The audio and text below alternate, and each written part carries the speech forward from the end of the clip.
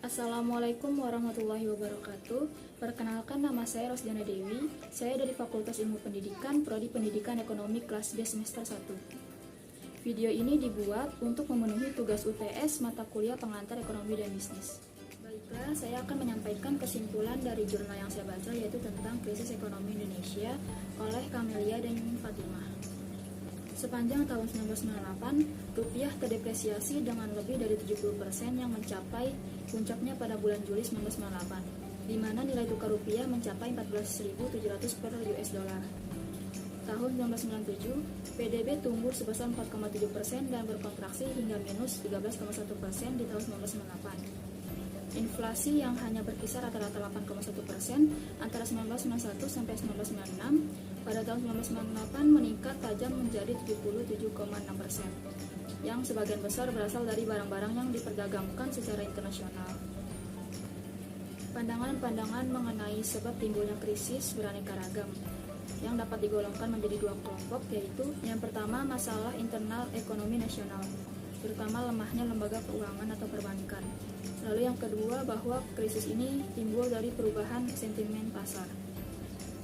Dampak dari krisis ekonomi di Indonesia adalah terjadinya begitu banyak perubahan mendasar dalam tatanan ekonomi, sosial, politik, dan budaya yang menentukan arah kehidupan bernegara. Di satu sisi merupakan perubahan yang terbesar dalam sejarah Indonesia modern. Namun di sisi lain memberikan kontribusi bagi kompleksitas permasalahan pemulihan ekonomi.